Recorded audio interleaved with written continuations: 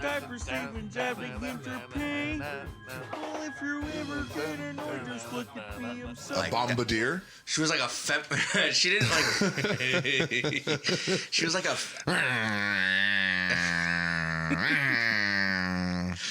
She's but she was like a kind of original feminist type where it was just like the lady on the poster. Right. And like the 50s poster where what she's was like, her name? Like Gabby Greaser or something? I don't know, but I mean, what was the name of her? I'm going to look that up. Hold on. Keep talking.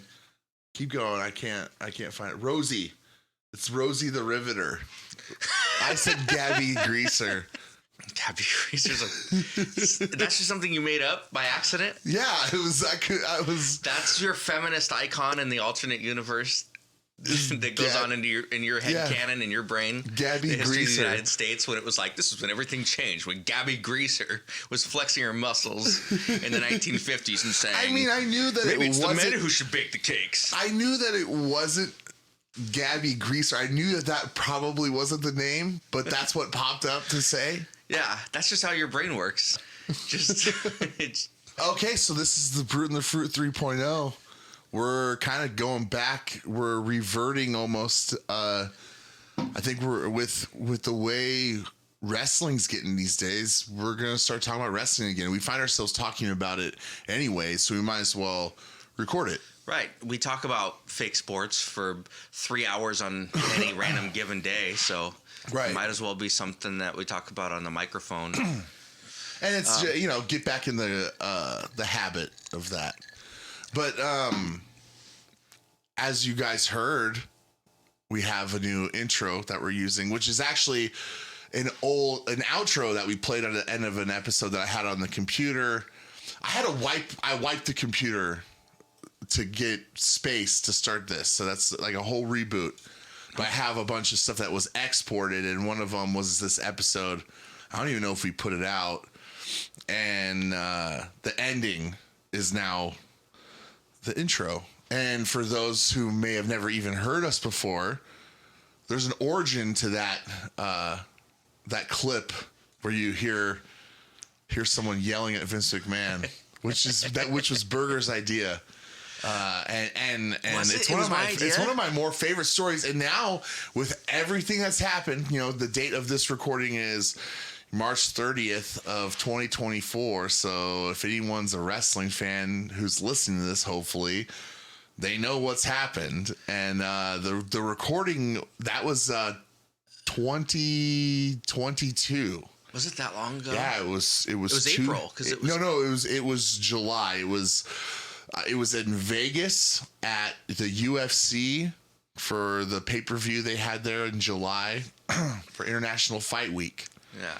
And that was the one where Vince McMahon, and I believe it was Pat McAfee, Triple H, and Stephanie McMahon they showed up at the arena to watch like the last bit of the fights. Like I think they came out like when the pay-per-view started or sometime in the middle, but it was like this big thing because they had Money in the Bank at the same time, like earlier in the day at an arena in Vegas.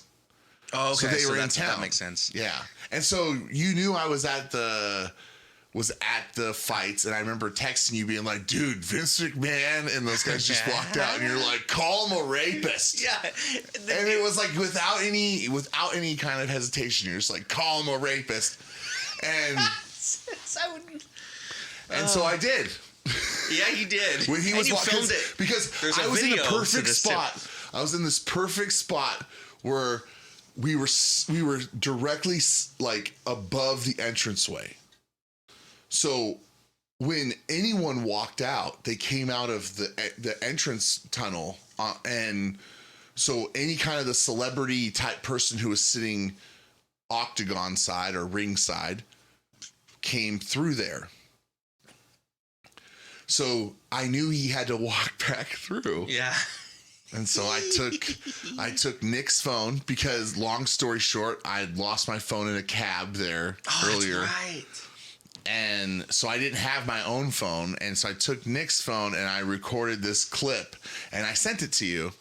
And I have it still on the computer, the video clip of Vince McMahon walking out through the tunnel and me just yelling, McMahon, you're a rapist.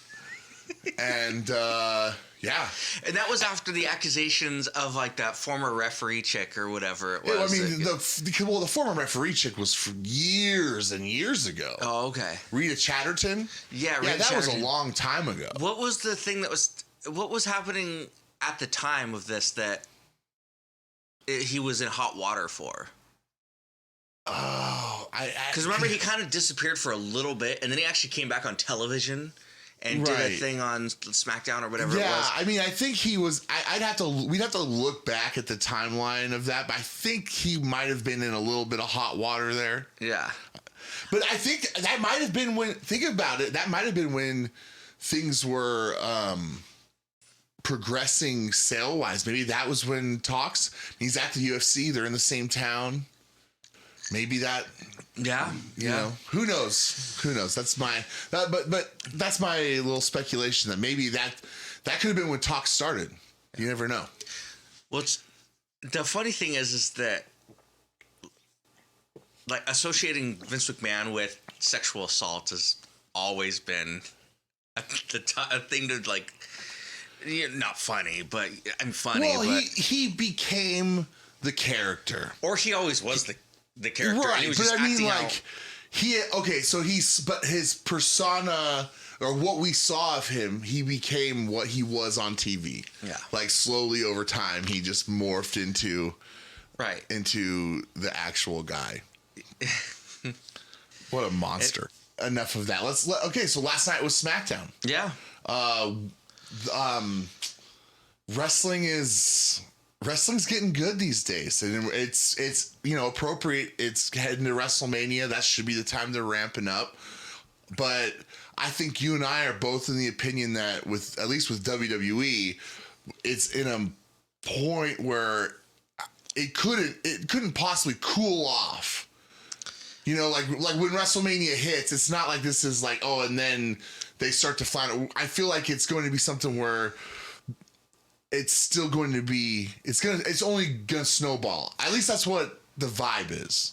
I feel like that's what the vibe is. I'm not sure if we're just doing that thing that we've done for the last 20 years of our lives, which is that a series of good things happen, and then like abused spouses, we're just like.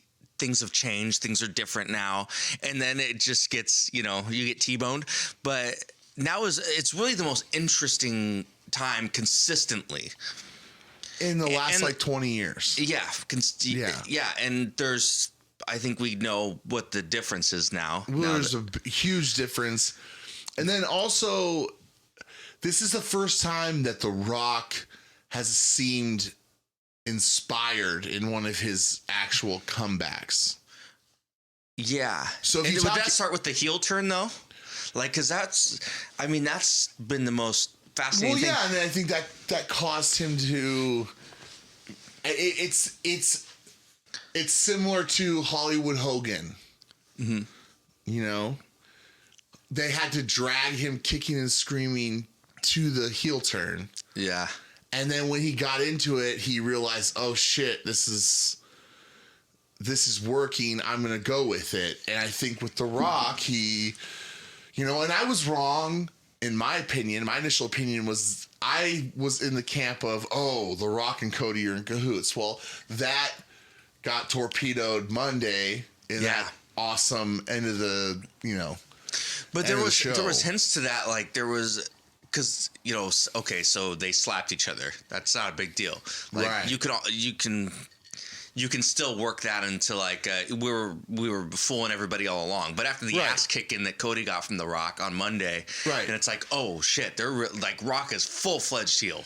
Right, exactly, and so then with that it elevates it more because now there's not going to be the cute ending. Like what will happen? You know, I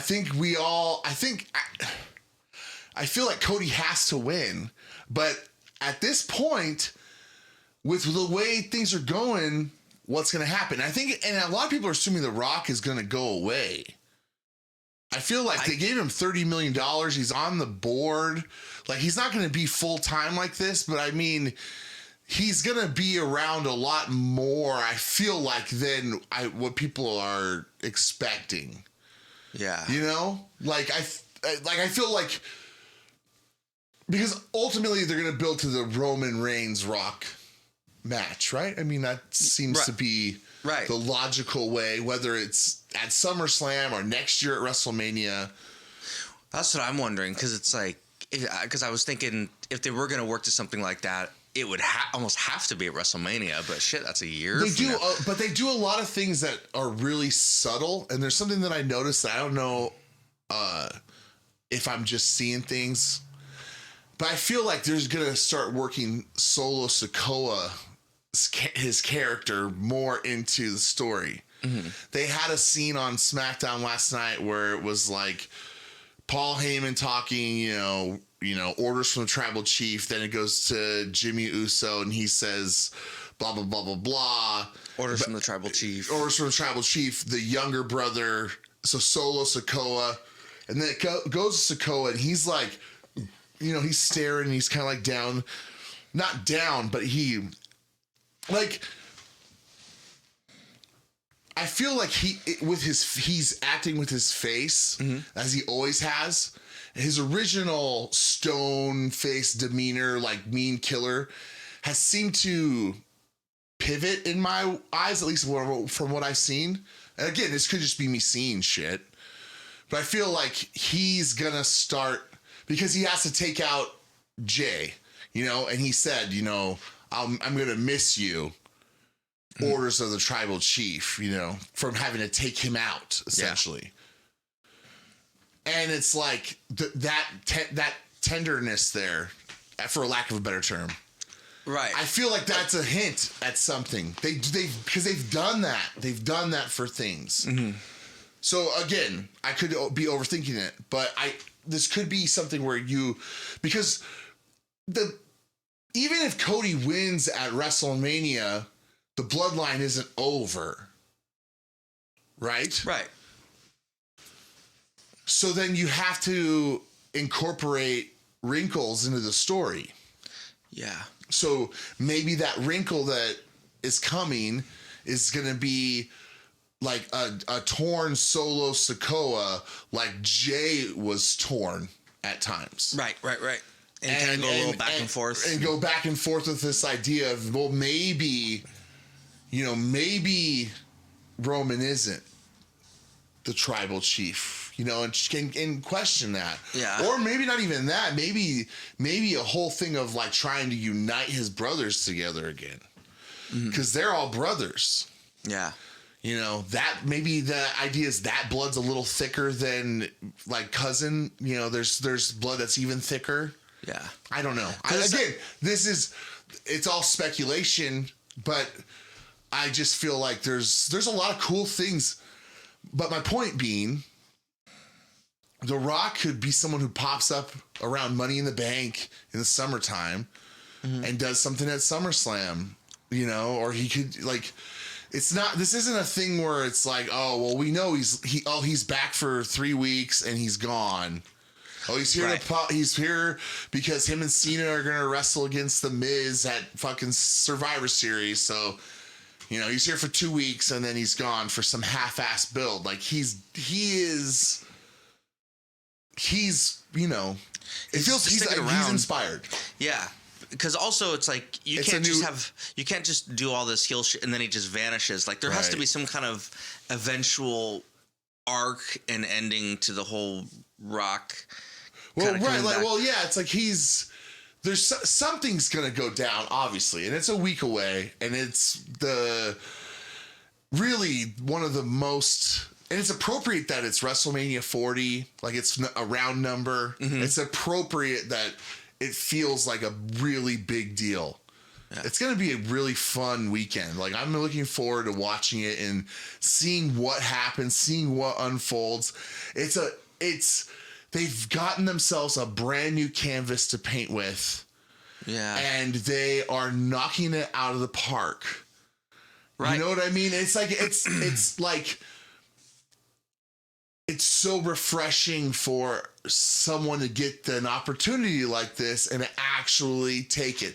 And again, it's kind of like prospects in sports. There's certain people where it's like, well, why did we even question whether this guy was going to be incredible in the pros? Look at his tape in college. But there's certain people who fizzle out or whatever. But it's like with Triple H, it's like, well, look at how awesome NXT was for those years that he was running it. Like, especially with a lot of these guys that are now just there for him, plus like the super duper stars who weren't there for him to play with as his paint that he's painting with, like, and sure, there's writers and all that stuff too, but like from everything that everyone's saying who knows people there, from what I hear, fourth hand, fifth hand on podcasts and interviews. Yeah. It's a whole new world there. And The Rock and Cody in that segment on Monday was a big, sign of that. Mm-hmm. And everyone's saying attitude, the new attitude, and it's a whole new era. It's not attitude. Yeah. It's better. It's not attitude. Honestly, it's going to be better because you're going to take the realistic future approach to things. You're like, hopefully get rid of certain, the candy and the cotton candy shit that they do. But some of it works. Our truth stuff works because it's so silly. You know what I mean? Like, it's funny, it's silly, right? And it's not like illogical. It's just some guy mixing people up, showing up in the wrong place. He's Mr. Magoo, right? Yeah, but then the AJ Styles stuff, like the LA Knight breaking into his house, it's like that stuff that's kind of always been around wrestling, where you kind of, it's serious now. No, I hate that. That's stupid. It's like the serious stuff. Like, look at how the serious stuff of pride and family and with The Rock and Cody Rhodes, right? And then you have, this is serious because he crossed the line and showed up to my house. It's like, boo. Right. And because that becomes weirdly like villainous, and also it's like illegal. It's like when we were talking about this recently, because I really love the Rock and Hulk Hogan match at WrestleMania 18. Yeah. But then like the lead up to it, you're beating him with a hammer. Yeah.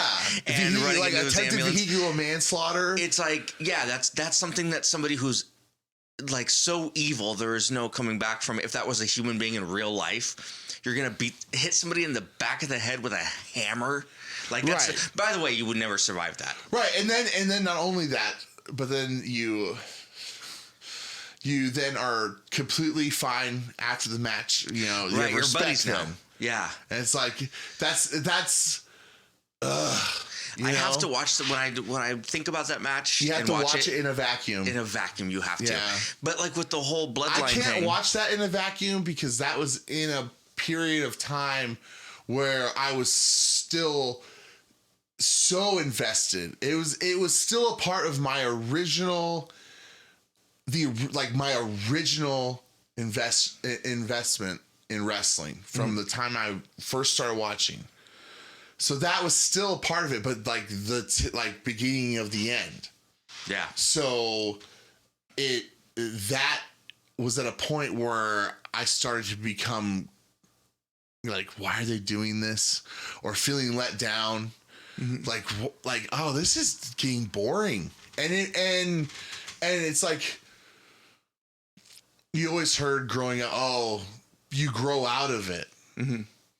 But I always felt like, well, obviously I haven't, but you grow out of bad shit is what you end up doing. You go, this is dumb. I don't want to watch it anymore. Yeah. Like brand splits and contrived crap that was only serving one master for so long. And that master had so much omnipotent power that there was no changing what he wanted. And it got to a point where he would fumble himself into something that people liked, and it was only a matter of time. It was like fish. It would start to spoil as soon as it happened. Look at the CM Punk thing in 2011. As it like ignited like a forest fire, and then immediately had like every bit of water thrown on it. But why did, you know, and it was like, oh, someone got their hands on it. A particular man got his hands wrapped around it and realized it was, got strangle it out, you know? Fingertips on it. So anyways, this feels like there isn't someone who's going to get in their own way, at least not yet. Yeah. But another point I wanted to make about the Bloodline storyline compared to something silly like Rock and Hogan, where it's like the most villainous shit you can do, which is beat somebody with a hammer while two guys are holding them. But then it's like nobody's really evil.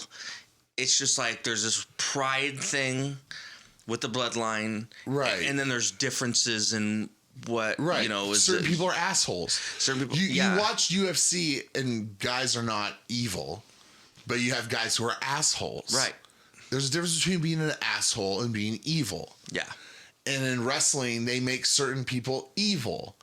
And you might be able to have like one character who's devious, but like evil is like criminal. Yeah. And when you start to do the whole criminal, you start to have them do things that are criminal, you immediately break the illusion of the magic trick that is professional wrestling. Yeah. You know, the last time, one of the many times where I was watching it for a bit and then was like, that was it was already kind of sucking, and that was the last thing, and I don't give a shit, was when Triple H broke into Randy Orton's house. Oh yeah. In like 07 or 08. And I remember watching it with It was 09. It was 09. Okay. I believe it was leading up to the WrestleMania 25. Okay. Because I'd gone to a show. I'd gone to Monday Night Raw 2008 maybe. And maybe it was early night. I don't remember. But I don't even remember what the fuck happened. I remember I went. Oh, I remember it was the thing I remember most was Shawn Michaels versus Garrison Cade. So yeah, that was like probably 08. Yeah. Yeah. And Shawn Michaels beating him with a chair for several minutes. But that's all I remember. And I just remember the show just kind of sucked. Because the show was bad. You know, the show was bad. It was a bad show. And like there would be glimpses. I remember there being a point, you know, I fell off for a minute and then got sucked back in about 07 because I was going to go to WrestleMania. And then later in that summertime, becoming a little kind of checked out again because they brought the King of the Ring back, and I was like, oh, cool. And then the choices they made with the matches that compared with like the feuds that they had going on, where it like logically made sense for certain people to win. But then I guess it was 08. It wasn't 07. But it went opposite. So like they had feuds going that were built in to the tournament bracket where it was like, okay, so then when they win, they'll face there and then they can have more storyline, you know? They went opposite of that. And then like Regal won the King of the Ring. And that was like a thing. He turned into like a character that everyone was like, oh, this is cool. And it was kind of cool. But there was a bunch of, like I said, if you look at the bracket, it was like, oh, at the time, the correlation, it was like, oh, they could have this thing where it served multiple masters in one night. But anyways, I remember noticing that and then being like, God, there's really no hope here. Yeah. Like there's no hope. But anyways, that's how it's, that's a good way to put it. Cause that's how it's felt for a really long time where it's like, and for some reason we always kept up with it we hate it. And then we're like always because wrestling's cyclical. Eventually it's going to be popular again, or not necessarily popular again, but good. Yeah. And I think that this little run that they're on right now is proving it. I think last year, a great example of knowing that it's going to start kind of bubble over like a boiling pot was at the Royal Rumble last year. We had a poker party going on and the Royal Rumble was on silent and everyone started watching the drama that was unfolding in the Kevin Owens, Roman Reigns, the bloodline thing with Sami Zayn. And by the time when like all the shit was breaking loose of the, you know, chair shots and super kicks of like, oh my gosh, Jay just super kicked and then stormed out on everyone. And everyone no one watched wrestling besides us. Everyone at the table was fixed on the TV on mute. Nobody knows even who the characters are. On mute. Mm-hmm. Well, it was on mute for a minute. And then eventually once like everyone in the room stopped talking, and everyone was kind of like fixed on like, what is happening? We unmuted it. Mm-hmm. And so it was like this thing of they were able to capture them without any kind of commentary, without any kind of crowd noise. And I remember thinking of that being a sign, like they have the potential of doing it. Yeah. They have the potential. There's something happening here, you know? And I think that this little run that they've been on in the last few months has been awesome. Yeah. It's been awesome. So there's at WrestleMania, do you think that Cody's gonna win? And do you think it matters really if he does or doesn't?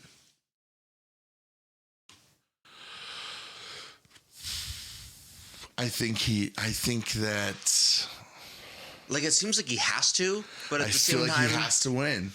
Yeah, I feel like he has to win. But then, because then if you're gonna do something with The Rock and Roman eventually, obviously it doesn't have to have anything to do with the title because it's a bloodline thing. It's like a head of the table thing. Right. It doesn't need it.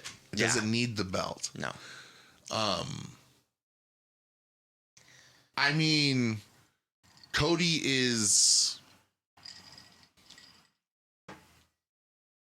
he's really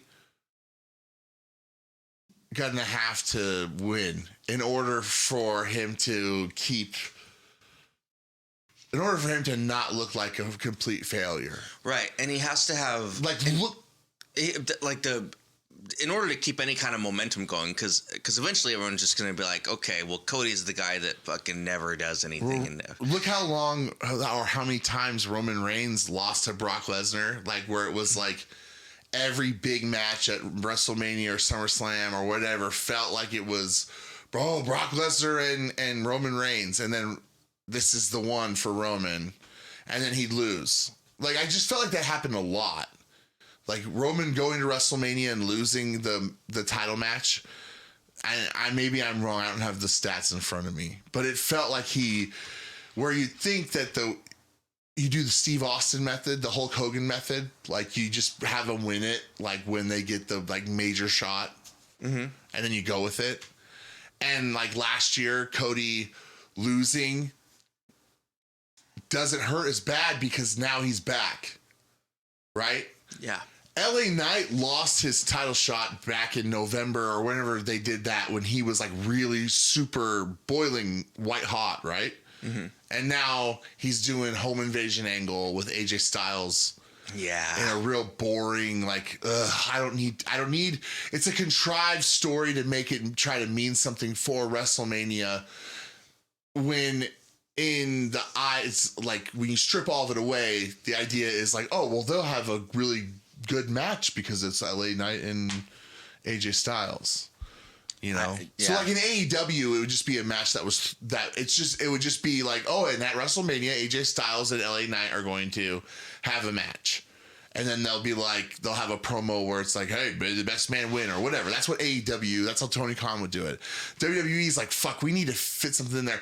We'll have LA Knight go to AJ Styles' home and because AJ Styles been ducking him, and we'll do that. We'll make it real.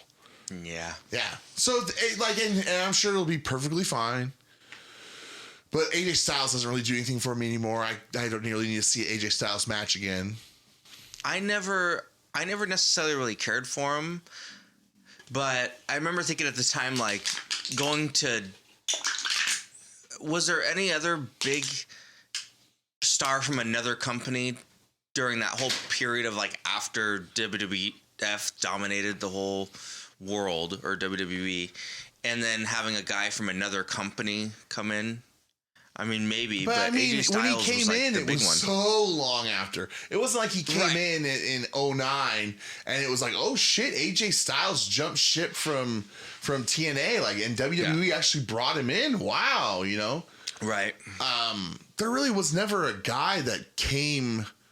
It was all because that was the thing. Like, everyone always went over, and anyone that did come over, like Monty Brown, remember him in WWF? He was Marcus Corvon. Monty Brown was a guy from the beginning of TNA that was like a TNA homegrown guy. Used to play for like the Buffalo Bills or something in football, and was a guy that WWE brought in, and then they had him on like the ECW WWE. Mm-hmm. Oh, okay. And then he was just kind of, you know, floundered out. They never brought in like Chris Harris from America's Most Wanted. When you see him in TNA, you know, he had an incredible look, comes into WWE and got on like HGH or something, and he bloated and got fat and like you know, like real like bloated. It didn't look good, and so he flamed out. Yeah. He didn't have the same look he had, you know. And AJ Styles is so much smaller. He's so much smaller than guys in WWE that it took until the time he came in to even like be, you know what I mean? If he would have come in 08, he would have been in with Batista and Cena, right? Like, and Triple H. Yeah, you know? instead he's like, coming remember, with, like imagine how Nakamura. like how small Shawn Michaels looked back then.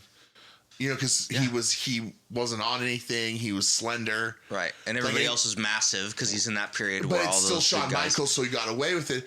And like nowadays, Shawn Michaels would look like he's huge amongst a lot of those guys in there. Yeah, or if you took Shawn Michaels and put him in AEW, he'd look like Andre the Giant, like Billy Gunn does. But when Billy Gunn is in the ring with anybody in AEW, they all look like dwarves, or he just looks massive. Huge. I mean, he's 6'5". He's a big guy. He's a big dude. Yeah. But like when you saw him in the WWF back in the 90s, he looked big, like everybody looked big, because that's the kind of thing that was going on back then. Right. But that...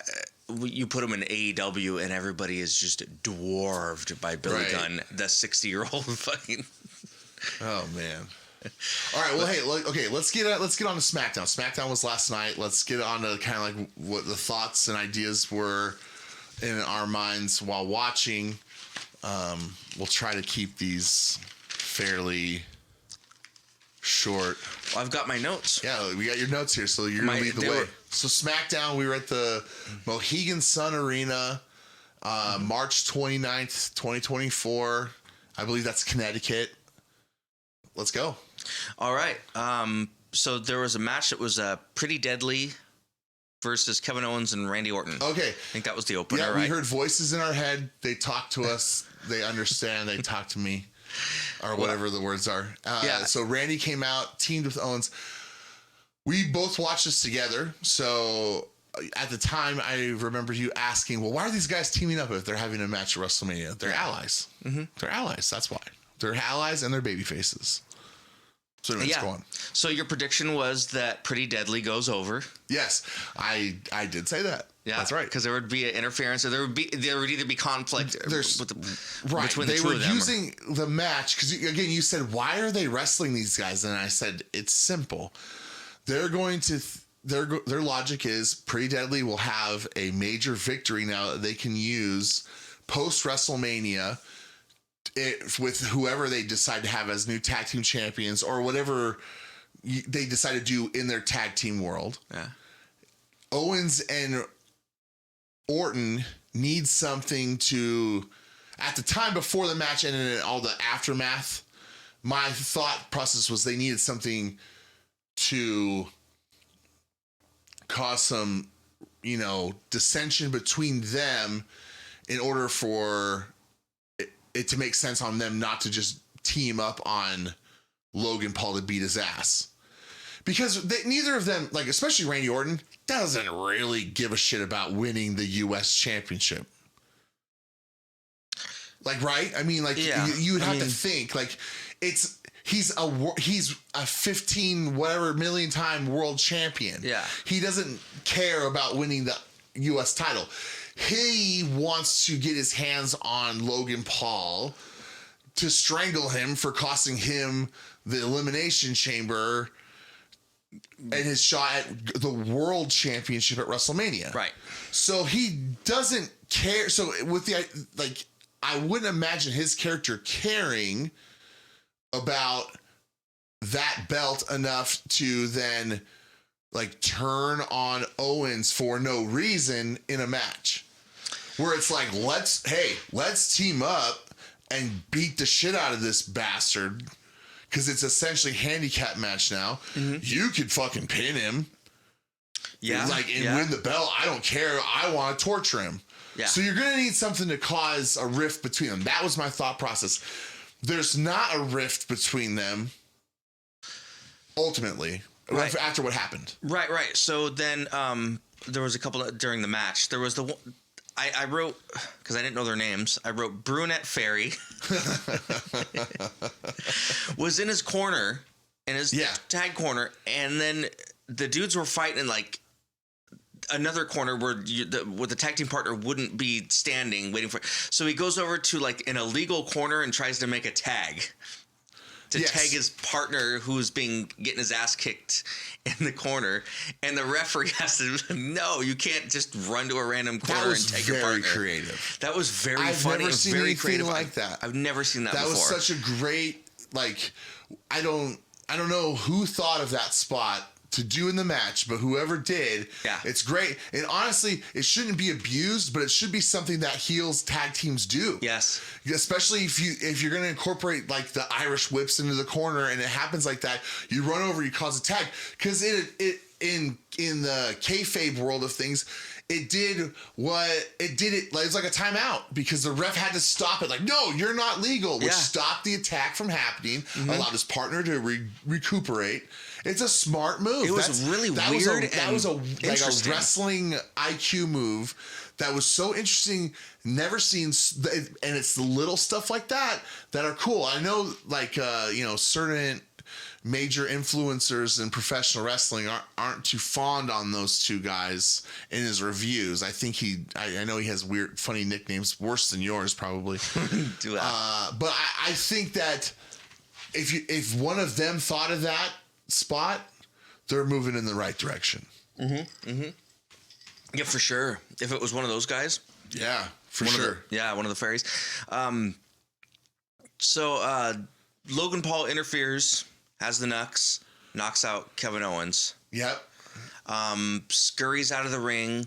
I know it's this little kind of shit that I love about wrestling. He runs out of the ring and loses his hat as he scurries out and just so stealthily grabs his hat. And I just love that. How swift and smooth Logan Paul is, and everything he does he's so fantastic. I love him. He's in my top 10 favorite wrestlers right now. It was the hat grab, the Indiana Jones, the hat grab before the door. He knocks his hat off on accident as he's about to dive into the ring, and he snags it in one fell swoop. It was so smooth. Because also, it's like when you're in the heat of the moment, you're not expecting your hat to fall off, so it's like you could leave it. But like maybe I'm giving Logan Paul too much credit, but it's like I don't want the evidence in there that somebody just snuck into the ring or whatever. Whatever his reason was, and his brain snags the hat, scurries back under the ring. But to be firing with that adrenaline and like that, it's the athlete that he is. He's able to process quickly like that. Yeah. To where even then it's like, hey, it's my hat, I'm grabbing it. But like even if he didn't think about it, it was the right thing to do, and it made it look like again another incredible IQ move in the story of it. Mm-hmm.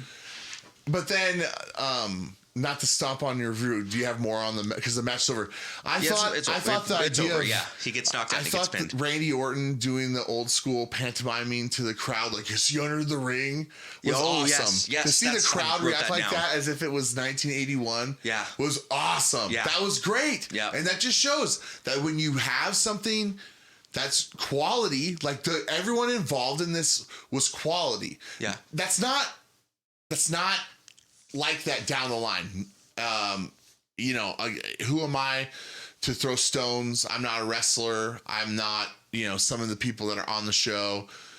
But I think I mentioned it last night that I feel like we're going to get to a point where it's like a weeding out process.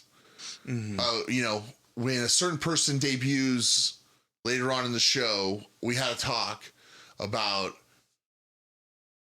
a weeding out process that's desperately needed to happen. You see, again, you saw it in UFC, originally it was just, hey, whoever we can get in there. Mm-hmm. And then it was like, you have to have a little bit more of a skill, but like this guy, it's more tailored. So it's like, this guy's a wrestler, but he doesn't punch and stand and box well.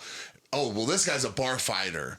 And then eventually you have the people getting more versatile and refined. And then it's, eventually becomes iron sharpening iron, and then it creates the best. Yeah, and now UFC is like peak excellence, where it's like everything they're doing right now is perfect. Right. Even in the production wise, and like as they grew as a company, the more they had to get bigger and better at what they did. Yeah, and a lot of that is. A lot of like the modern presentation of sports is starting to come into the WWE, even like with stuff that I'm sure people don't like the progressive match flow, where they break down a match from last week on Smackdown and they do that. It's like, they have that in UFC, where it's like, this is the Toyo Tires replay, and they show the replay of the knockout a bunch of ways, or this is the Modelo, scorecard, and they break it off. It's like, yeah, of course they're gonna have sponsors. It's an event. Events have sponsors. Mm-hmm. Like WWE being in this planet or this universe all to its own, where then you have cameos. It's like Scooby-Doo. It was, hey, we have our guest hosts every week. Yeah. That Harlem Globetrotters. So by Batman and Robin. Getting Kevin Dunn out of there, getting, Scatman Carruthers out of there, like, you're gonna start seeing more of this modern approach, I hope, when it comes to the production, and I like that.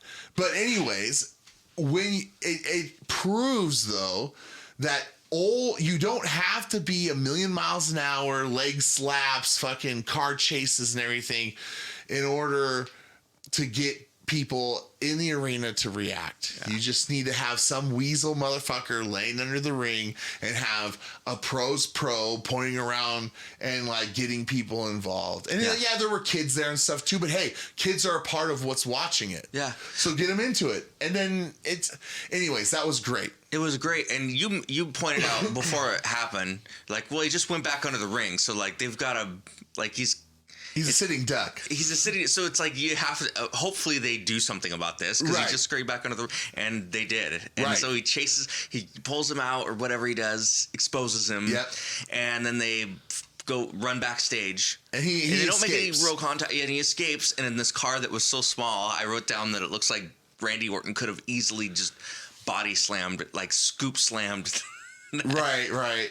Yeah, it's like an old muscle car. No, it was like an old muscle car. So as the show went on, I got progressively more intoxicated, and my handwriting got more strange, and there's certain things I didn't write down because I was like, who gives a shit? Right. Nick Aldis introduces Jade Cargill. Yeah, that was money. Yeah, and I wrote, "Eat it, Tony." Yeah, and what a difference. Like that. So there's an example when we were talking about the TNA thing. Here's an example of someone coming over from the other side and then being presented like the superstar that they are and can be. Yeah, because and AJ Styles doesn't have like that much charisma. I mean, I've never really given a shit about AJ Styles, but like Jade Cargill, and being a weird kind of wrestling fan that I am, it's like I can forgive certain things that don't look great in the ring if they look like superstars. Right, because not everything's perfect in a fight. Right. Like if you watch a UFC fight, like it's sloppy. There's things that don't necessarily connect well all the time. There's a difference between being like phony and sloppy and then being like, oh, it's like a match. There's a struggle there. And so like if Jade, like, just because Jade can't do a tope suicida or whatever, like Panama spot Sunrise on and like a rope. goddamn, whatever super, leg slappy bullshit, like it doesn't matter. It doesn't matter because they can do other things that are awesome and the character looks great and there's charisma there. And it's incredible that they were able to, they allowed Tony to unroll the big three that the New York Post said the WWE really, they're slacking for not signing any of them. They let them come out. They let there be 2-3 weeks of proof that they're not worth the money that they were given. Then they bring out Jade Cargill, and whether or not she boosted the rating for them, I couldn't find anything at this moment. Whether or not that happened, it's still gonna be a bigger number than anything that was on AEW. Yeah, so it's still gonna look huge. They're gonna be able to say, 1.5 million, double the audience of his show was watching our show when his, when the person he let leave came over. Like, look at this. It's such a flex. It's such a flex, and it's such a, like, to anyone who is like, well, they really missed out because they didn't sign Will Ospreay. Like, what would Will Ospreay bring to the table in WWE? No, absolutely nothing. Nothing. You don't like need Shinsuke him. Nakamura, kind of, where it's just like, or Ricochet. Like everyone in the nerd world there is ranting and raving about him and fucking Oompa Loompa on Monday and how they had a great match that went through like 2 commercial segments. And it's like, big fucking deal. I don't care about those guys. They're just filler. And no offense, like, I'm sure they're nice people, but like what's happening on TV with them, it's not what needs to be there. Like they're like, no one cares. Like I can't say no one cares. It's not what's working for the company. Like, anyone could be put in that spot. Will Ospreay can be put in that spot and he can do the 2-segment whatever match, and it you know what I mean? It still makes no difference to the overall story that's happening on, for anything. Yeah. And so, like, he comes in and it's like, okay, what's he gonna do? He's gonna be a part of the Bloodline storyline? Really? He's gonna be out there, swinging swords with fucking Phil and Skag and McIntyre? No. So then what is he gonna bring? Nothing. Yeah. No offense, but nothing. They have him already. They have it. They have Ricochet. They have AJ Styles. They have JD McDonough. They have Finn Balor. They have them. They have them already. And the more people you get like that, the less impact. Impact it has. Yeah. And okay, Okada. No offense to Okada, but they have Shinsuke Nakamura. And I'm not saying that they don't need more Japanese guys. What I'm saying is like, they have an all-time great Japanese wrestler already, and they don't really do anything with him. He's not really, he just jogged out in the main event, but he just jogged out to Jay. He just jogged to Sammy. Like, he's not someone who's gonna be like worth the money. And I know they have endless money, But those, that kind of shit is what they go by, making money, right? Mm-hmm. So then it's not really worth it to Okada to go to WWE when he has someone going, I'm going to give you $4 million a year to wrestle here. And WWE's might have been like, yeah, hey, yeah, great, come in, $750,000, or hey, and obviously you can work up from there, because how much is Shinsuke Nakamura actually making? Yeah, well, and also in Tony Khan's brain, it's like, you're the biggest superstar ever. Here's all the money you want.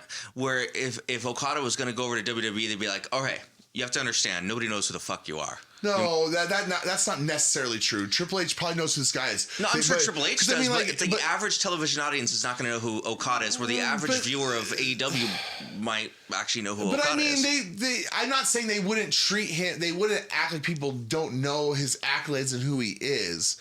What I'm saying is that eventually when he starts swimming in those waters, he becomes a little bit smaller of a fish because they're not doing a product that's going to suit the way he works as a wrestler.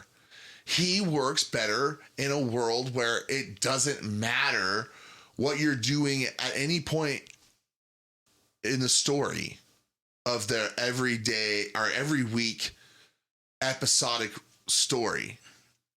Yeah. He can at any time be elevated up to win the world title on a moment's notice because of who he is in that world, what he means in that world. Like Shinsuke Nakamura still came in, he had to go to NXT first. They pushed him to the moon in NXT, and then he came to the main roster. And I think he won the Royal Rumble. I can't remember if he won I'm pretty sure he won the world title, actually. I could be wrong. That's how much I was paying attention at that point. Right, but I know that him and AJ Styles had a world title match at WrestleMania because I know he won the Royal Rumble. So it's like he still did that. And that's how he's treated right now. I'm pretty sure Okada's not going to come in at this point and all of a sudden be in the Bloodline storyline. Yeah. Like, you have to look at it like that.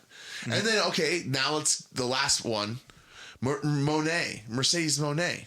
Like, I never got her. She's done nothing for me as a talent in the ring. Like, I never bought it with her. Mm-hmm. No, I never either. I never thought it was I always thought Charlotte was head and shoulders better. Yeah. Like in that class that, I thought Becky was better at the time. Like there was, my point being, all three of them get brought in for astronomical contracts in AEW and nothing changed. No. TNA used to do the same thing. And everyone would go, oh, why are they bringing in all these WWE retreads? And I know Ospreay and Okada aren't WWE retreads, but they were the big free agents who WWE missed out on not signing and swing and a miss. Yeah. Anyways. Well, with AEW, it has amateur atmosphere and the booking is awful. So it's like nothing can change because the things that are bad about it aren't changing. Right. So pretty much the rest of the show, nothing really happened, like of consequence, really.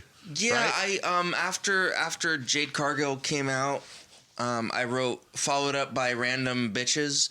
I think there was just like women backstage talking about whatever. Yeah, we started fast forwarding a little bit. Street Profits. Oh, and Grayson Waller. This is this is where I made my wrong prediction. Your prediction was wrong. But I'm not. I still stand by that idea. I think it's a good one. I think it would have made sense if you're thinking of corporate synergy, because they have a fucking television show, a reality show about him, and Bianca's already one of the main female characters. So if you gave him a push, then on their show, you have fodder for them to talk about where it's like, oh, Montez has got a big ladder match at WrestleMania. But obviously I was wrong. They're going to be mixed in with Karrion Kross. Yeah. Which I believe I made a statement. You did. It says in 2020, if you would have said I'd prefer Drew McIntyre over Karrion Kross, I'd have said no way. That's true. It's true.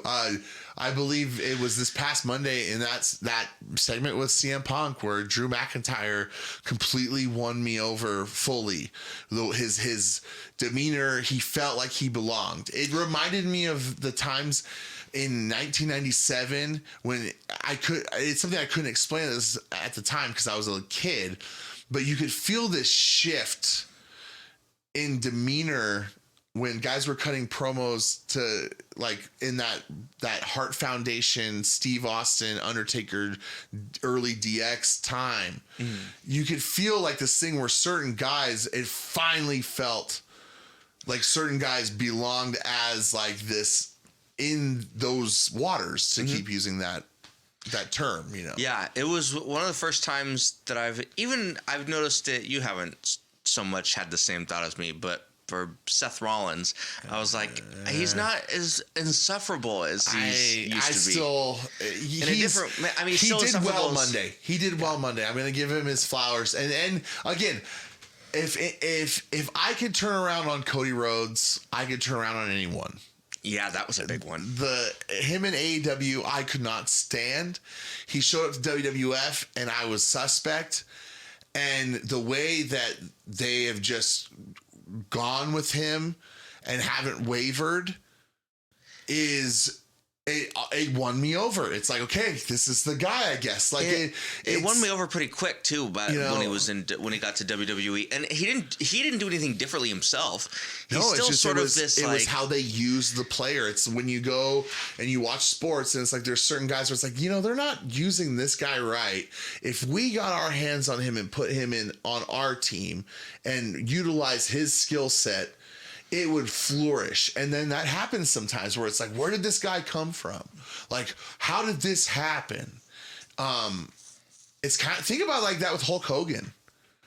Like Hulk Hogan, like Vern Gagne was like giving him the runaround and not giving him the main push and was like doing this thing, 90%, whatever.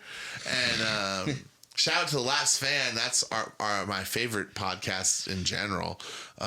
They inspire us to do what we do here, I think. Not even wrestling podcasts, just podcasts Just in podcasts in general. It's the best. It's the absolute best podcast. If you're listening to this and you're not listening to the Last Fan, I would suggest you start listening to the Last Fan. Gagne lets, Hulk, he doesn't let Hulk go, but Hulk jumps.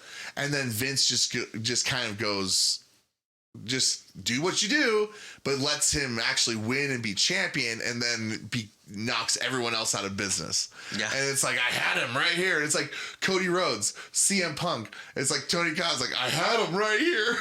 What happened? What happened? Oh, what an idiot. So, okay. So then I think AJ Styles and LA Knight had, dialogue about their WrestleMania match and their issue, whatever. Yeah. And then you had the Bianca Belair main event, which then eventually led to Jade Cargill coming out looking like $10 million. And then the show was over. There was the Mysterio shit, like. Oh yeah, no, none of that mattered. I'm sorry, none of it matters to me. No, I wanted to put in here because Carlito Colon, I referred to as Carlito the Giant. Oh gosh, he did. Yeah, he looked like he was so enormous. Right, but he's like he's got the big hair, so it makes him look even taller than he already is.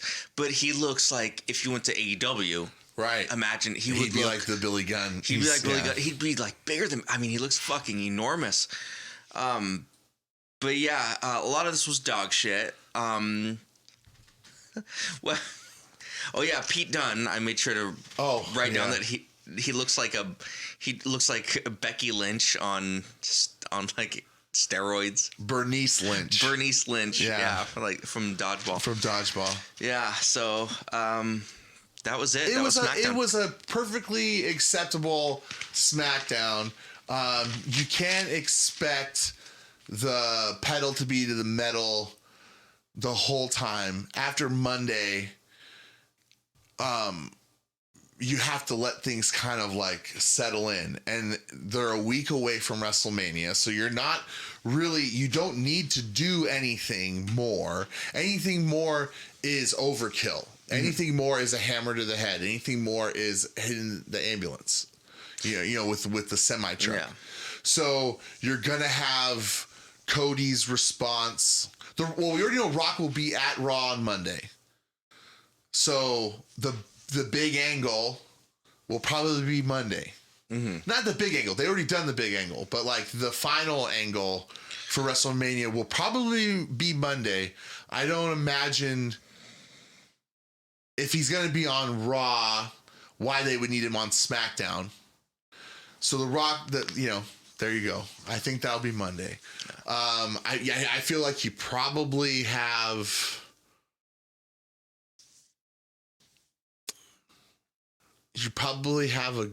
a decent segment with Gunther and Sammy Monday to kind of be like the setup, the final setup. They had the contract signing. They had the distraction loss. And I saw someone comment like, why would you have, I don't know anyone who would have had Bronson Reed beat Sami Zayn.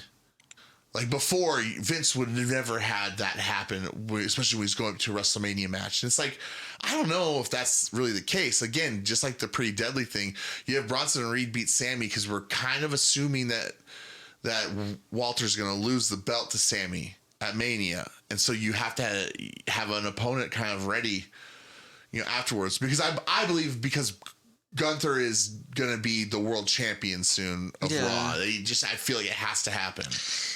I think Gunther's going to go over in WrestleMania. That would be, I'd be pleasantly surprised. Yeah, I would too. So you have that. I'm sure there'll be some Judgment Day kind of, the tag titles are involved. You got the Becky Lynch stuff. You're going to have a final Roman promo probably. So there's we got two shows left. Raw and SmackDown, and then we got Mania Night 1, Mania Night 2. I do have to say, there was a graphic that came up during the opening tag match about WWE Speed, where they're going to be doing 3-minute matches, and they're going to have a WWE Speed champion. I hate this concept. Yeah, it's going to go away like the 24/7 title. That lingered for way too long. It's going to go away like the mixed tag challenge. It's just a thing. They're trying it out. Hey, good for them. Keep it on. It's supposed to only be on Twitter, so whatever. Like, it's not. I don't believe it'll be something that they're gonna, force feed into the main.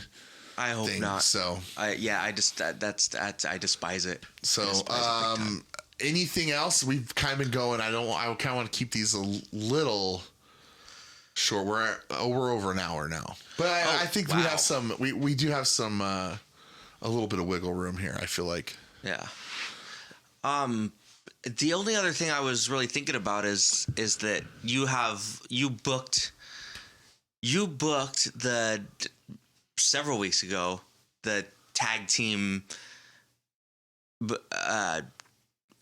match between The Rock and Roman Reigns versus Seth Rollins and Cody. Yes. And you have your whole booked scenario, your whole scenario that you came up with, which I really liked. I think, it's funny too because a lot of people are trying to stoke this fire that MJF is going to come out and save Cody on night 2 in the main event. And I feel like everyone's I don't like that at all. Focusing too much on night 2. And I feel like the real move to happen, okay? The real move to happen is for McIntyre to compromise Seth Rollins at some point, night 1, maybe even the night before, Friday. They were advertising like WrestleMania festivities. There was going to be some like panel or something going on Friday night. There's they used to have the WrestleMania bagels, biceps, and brunch. Yeah. The festivities, right? So you have McIntyre take out Rollins, and it can be a payoff for McIntyre and Heyman talking in the background of that segment on Raw. Right, that was a subtle little thing that I don't know if anyone's talked about it that really to any extent. No, I've seen it referenced this week, and a lot of people saw it. It was it's a great thing that they're doing. I love that kind of stuff. And so I'm saying take out Rollins' knee. He has a bad knee. He's just got medically cleared. You have it implied that McIntyre took him out, chop blocked him or something in the back. So now it's like the trainer is, hey, I don't know if I can clear you tonight, or Seth is like, I can't do it. I have to defend my title tomorrow. Yeah. I'm going to be out there, but no, we can't clear you, like anything. So now Cody has to have a new partner. And it's like last minute, like, fuck, who could it be? Who could it be? And Cody doesn't care though. Cody is, if I have to do it alone, I'll do it alone. That kind of attitude. Right. So then he comes out night one. His music hits. Everyone pops like it does. He does the slow walkout. He's got his, whatever he's wearing night one, whatever awesome like trench coat, big ass, gorgeous jacket that he has on. Looks like, $1 billion. He walks out slowly. That they do their great camera work where they like zoom up to him or something and then like zoom back out. And then he kind of looks over his shoulder and then fucking Dustin walks out. No. Don't even have to change the music. You just, they would probably change the music because it's like a WWE thing. Right. But like I'm in my world, the way it would be booked is just Cody just looks back and Dustin comes walking out and it's just Dustin. He's in his like modern, like hybrid dust look, and he comes walking out and it's really a bloodline match where it's, and the crowd will pop because it's brothers and it's the Rhodes brothers and Cody alluded to, when you were tag team champion, who beat Rhodes were the team that beat you. So now he's trying to beat Roman again in a tag team match. Dustin is his partner again. And they come out there and now then they have the Rock and Dustin had sent tweets to each other where it's like fuck off or whatever to each other. So there's already that in the Smarty world. So then he comes out, it's even a bigger move. It's awesome. Everyone's going ape shit. The crowd would go nuts if Dustin Rhodes came out. It'd also be like I feel like there would be certain fans, whether it's justified or not, I would find it silly, but there'd be fans that are probably crying. There'd be like teary-eyed, like what a reunion. I might, depending on the amount of booze vodka, you got at that time. Yeah. So then Dustin comes out. They have this match, and Dustin's the one that takes the fall, which leads to, because you can't have Rollins take a pin. Right. That's you what can't I was have say. Cody take a pin, especially if you want Cody to win the next night. If he's not winning the next night, having him beat The Rock or Roman doesn't do him any good if you're just going to stifle him the next night. So you have to have someone as like the sacrifice. Who better than Dustin, who's an all-timer, so and what it's a okay. fucking heel for Rock to pin Dustin. What a fucking monster. Or even, like I said, I feel like the great way would be to have Cody be pinned down by the bloodline and then Roman and Rock are just beating the tar out of Dustin, who's like tied up in the ropes or something, and you force Cody to like surrender the match to sacrifice to not have his brother be sacrificed, essentially to sacrifice the loss to save his brother. So then the next night it's like he did the ultimate hero thing to fall on his sword for a loved one, to then knowing that it was going to cost him like his chance at a fair fight. Yeah. God, that's fantastic wrestling booking. That would be so cool. Yeah. I mean, it'd be worth, like, I don't even know if Dustin still has a contract with AEW or however that works, but pay the fucking money. Do whatever you can to get Dustin in that position, because that would be fire. That would be fantastic. That would be really... It'd do the best thing for... Like, that's the best possible scenario for everyone involved in it. Right. Because Rock and Roman are looking like the world's biggest fucking heels in the world. Dustin gets the biggest pop imaginable, and Cody looks like a hero defending his brother and then sacrificing his potential win for the next night. And Dustin gets a huge moment. And Dustin gets a huge moment that he never really got. Yeah. In WWE. And I know I really hate the whole you deserve it shit and like here's a company watch, here's your glorified world title, but this is something different. Yeah. This is like, because the guy is getting older. Like old. And he's still good. He's old. He's still good, but I'm just meaning like how much tread it is on the tire. And how many opportunities of something like this that is like the perfect storm to happen, you know?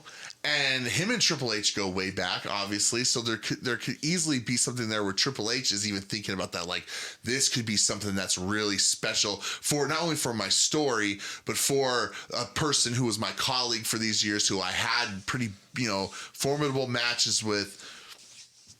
I think that it would be so cool. Who knows if it's going to happen? It probably won't, but it would be really cool. Dustin did just show up on Dynamite, I think, and did like a whole interview about a match. Him and the Butcher were having like a match against each other. I think a bunkhouse match.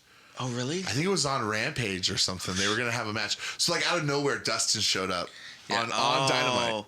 I was gonna say I hadn't seen him on AEW, but I don't watch AEW. I'd rather. But who knows? He might have settle in with lost. my I don't know. thoughts. I didn't look at the results. He might have lost. That might have been his like last. Right. They might have had him job out to get out of there.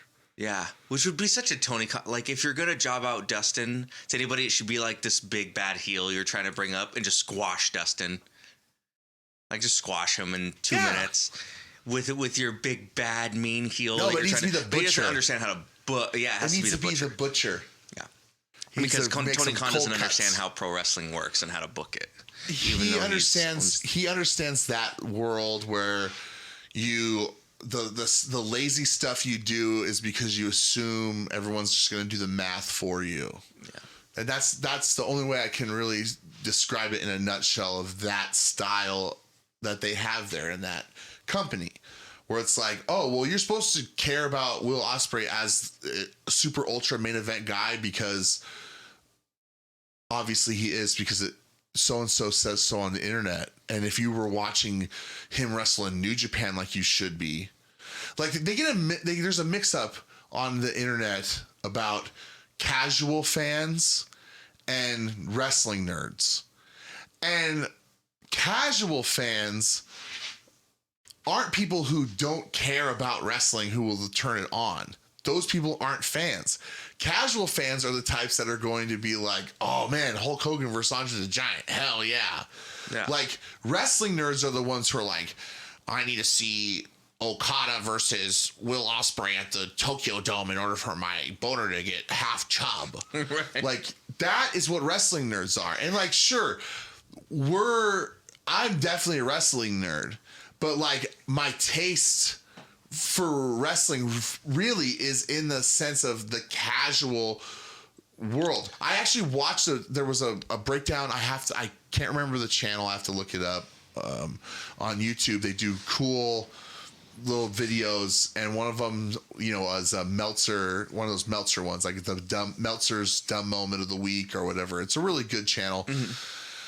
And they played a Kenny Omega interview of all things. And Kenny Omega is talking about how star ratings are stupid and how his favorite wrestler of all time is Kurt Angle, and how he watched a clip on Twitter of this match that everyone said was this 5-star classic from New Japan. And he just turned on the highlights and already was like bored of it because people don't take time to like take breaths and stop and let things breathe. And so the guy in the video was going like, this is why I think Kenny Omega would be great in WWE, because you could tell he wants to wrestle a style where he can slow down and doesn't have to do it, but he does it because he feels like that's what he has to put on for the audience that's there.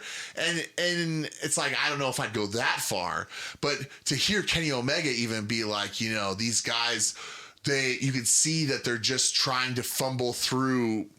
They're fumbling through dead zones to get to these well-executed spots that they have made up in their mind, instead of letting things just and sell and like slow down. And it was like, wow, of all people to have that take, which is like really kind of like, yeah, that's the last person I would expect. The last person, yeah. And I saw the video, and it's like, he's totally right. The idea to have a match for the sake of a match doesn't do anything. And the proof is on Dynamite every week. Every week. There are matches for the sake of matches that go through a commercial break. There's leg slaps, high impact paralyzation angle type maneuvers, strike exchanges, repeat. And it's every single one, every single match, whether it's the female division or the male division, whether it's a tag team match or a singles match, they all have the same exact style. And then okay, unless it's like Christian and Edge, wrestling, and then it's more like they did like garbage, like main event style, that like brawling. Right, which is still awful. That whole shit that they did is bad. It's so great. And like, John Moxley's so great in the ring. And, we've been off the Moxley train since he wrestled that Wrestle Kingdom against Lance Archer and did Muay Thai knees where he whiffed by a mile. And it was like, wow, that was really lazy of him to like do that. And it's like, he does that all the time with anything he does. His execution is terrible, but yet everyone gives him a pass for some reason beyond me. Yeah, so I don't know what that reason is. But yeah, like you said, having the matches for the sake of matches has been proven to just kind of, that doesn't do anything. It doesn't do anything. And then you look at WWE, when you do matches for the sake of storytelling and consequence, now all of a sudden it's getting warm again. Exactly. And it's interesting. Exactly. And it doesn't always have to be that. But when you know where your towel is, like the whole show's going to be watchable. As to where when WWE when Raw was 3 hours being run by the old man, it was a slog to get through. So anyways, I felt that was a fun way back. I don't know how often we want to do this. I feel like it should be a thing that we do maybe a couple times a week to cover Raw and SmackDown. Right. Obviously, with WrestleMania coming up, we wanted to get on the ball now to hopefully catch the wave. It's a good time to get back in it. We're going to catch the wave with the podcast, hopefully. Yeah. The WWE's getting better. And I think we should put ourselves on a schedule. And So anyways, hey, thanks for checking us out. Make sure you like, subscribe, share, comment. If there's content you want us to do when it comes to wrestling, if you want us to review something, if you want us to watch something, we're definitely down to do it. So thanks for checking us out. We'll see you next time.